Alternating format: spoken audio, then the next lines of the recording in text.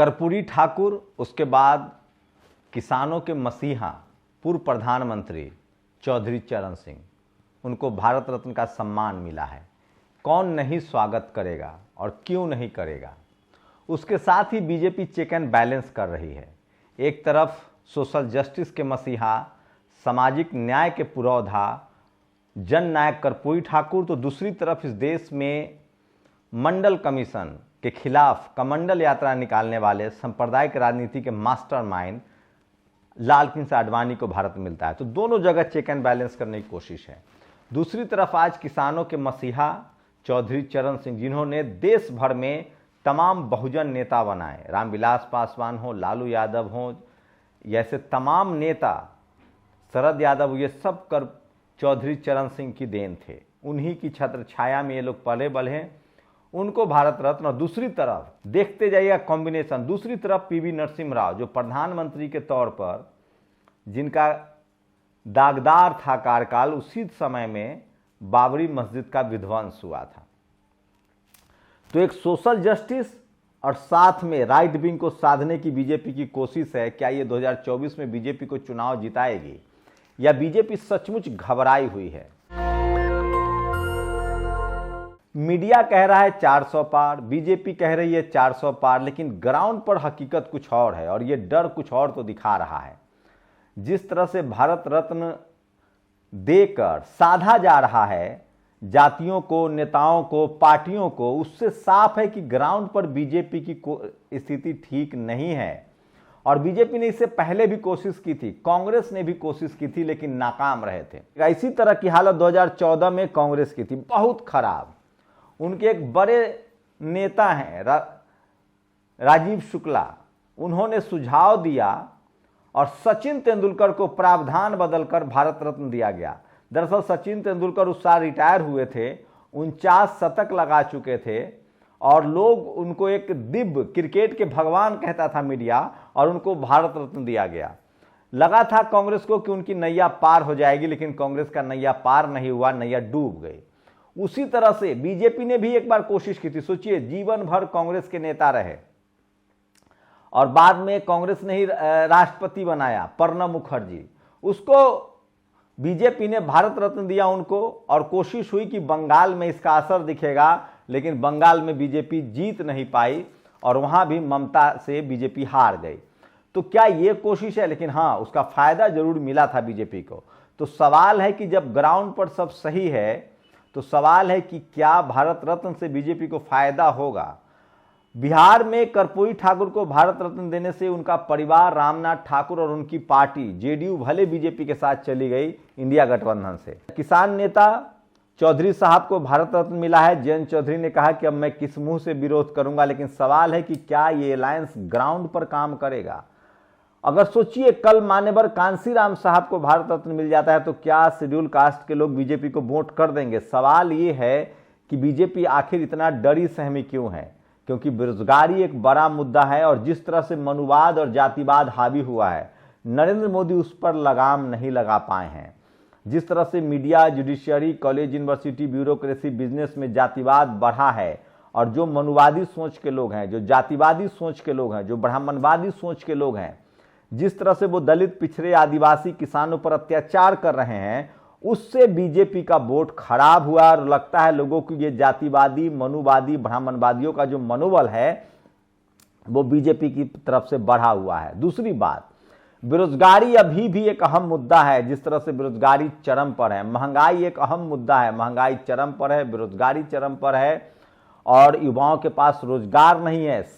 और अग्निवीर जैसी योजना जो है वो बहुत खराब है। और सोचिए, जिस कम्युनिटी से चौधरी चरण सिंह साहब आते हैं, पूर्व प्रधानमंत्री, जाट समाज, खासकर किसान आंदोलन में आप देखेंगे तो जो पश्चिमी उत्तर प्रदेश है, हरियाणा है, पंजाब के जाट समाज के लोगों ने एक मैसिव प्रोटेस्ट किया था।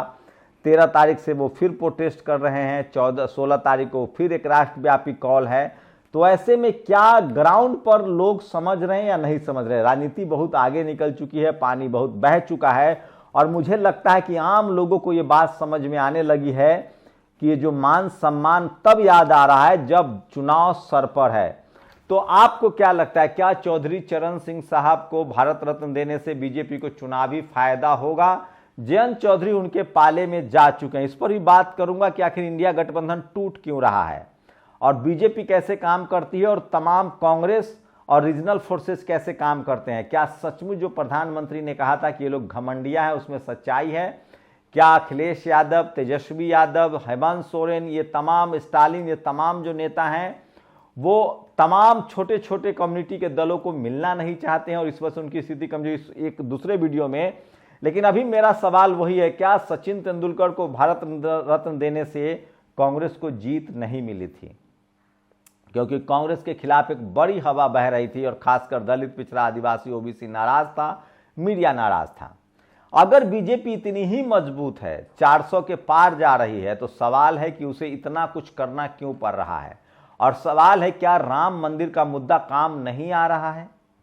सबसे बड़ा सवाल है, क्योंकि जननायक कर्पूरी ठाकुर भी हिंदू थे, किसान मसीहा भारत के पूर्व प्रधानमंत्री चौधरी चरण सिंह भी हिंदू हैं, तो इनको भारत रत्न देना पड़ रहा है। अच्छी बात है, मैं फिर कह रहा हूं, यही लोकतंत्र की खूबसूरती है कि आपको महीन पीसेगी चक्की और दलित, पिछड़े, आदिवासियों को देना पड़ेगा। एक लंबी लिस्ट है, अगले वीडियो में मैं बताऊंगा कि और किन किन को भारत रत्न का सम्मान मिलना चाहिए और ये कांग्रेस ने नहीं किया है और बीजेपी कर रही है, तो अच्छी बात है। लेकिन सवाल है कि क्या ये वोट में तब्दील होगा या बहुत देर हो चुकी है?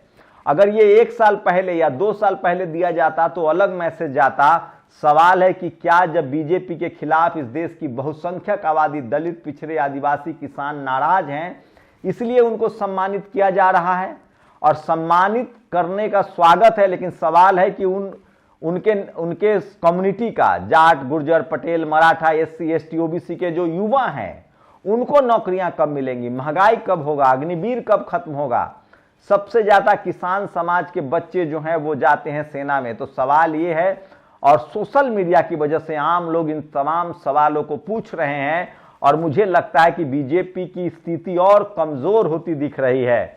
क्या बीजेपी अंदर से डरी हुई है, सहमी हुई है? एक बात तो है कि बीजेपी के तर्कस में अभी बहुत सारे तीर हैं, लेकिन सवाल है कि इस देश में लोगों ने इंदिरा गांधी को भी सत्ता से हटाया है, राजीव गांधी 412 सीट जीत कर आए थे, उनको भी सत्ता से हटाया है। इस देश में इंडिया साइनिंग के नारा देने वाले वाजपेयी को भी लोगों ने सत्ता से हटाया है। क्या 2024 में नरेंद्र मोदी का राम मंदिर का मुद्दा नहीं चल पा रहा है? क्या सोशल जस्टिस का मुद्दा, जाति जनगणना का मुद्दा सबसे भारी पड़ रहा है?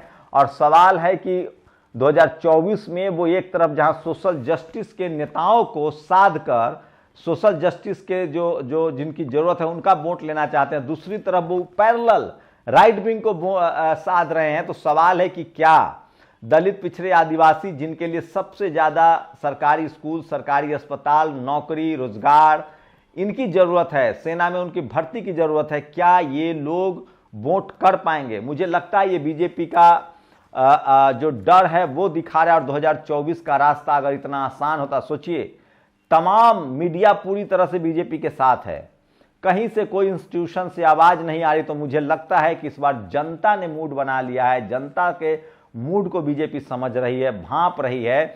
और एक बात तो है कि बीजेपी में ऐसे नेता तो हैं जो ग्राउंड रिपोर्ट जरूर प्रधानमंत्री को बता रहे हैं। और क्या नाराज जनता को साधने की कोशिश है भारत रत्न? आपकी प्रतिक्रिया क्या है? क्या जाट समाज और खासकर किसान कम्युनिटी चौधरी चरण सिंह के नाम पर बीजेपी को वोट करेगा, जो लगातार किसान आंदोलन से नाराज हैं? क्या दलित, पिछड़े, आदिवासी, जिनका रिजर्वेशन जा रहा है, नौकरियां छीनी जा रही है, जिनके साथ जातिवाद अपने सवाब पर है, ऐसा लगता है जैसे फिर से मनुस्मृति का दौर आ गया है? सरकारी अधिकारी, कर्मचारी से जाके पूछ लीजिए, वो कहते हैं आजकल सवर्ण समाज का स्वर्ण काल आया हुआ है।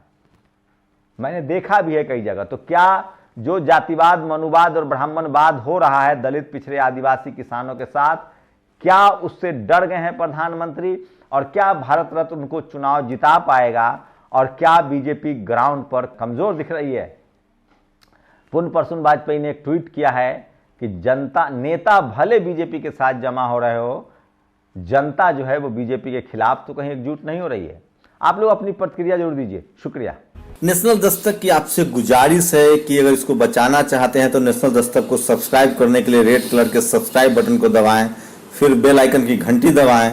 नेशनल दस्तक को बचाने के लिए बहुत ज़रूरी है कि हर खबर को शेयर करें, लाइक करें, कमेंट जरूर करें।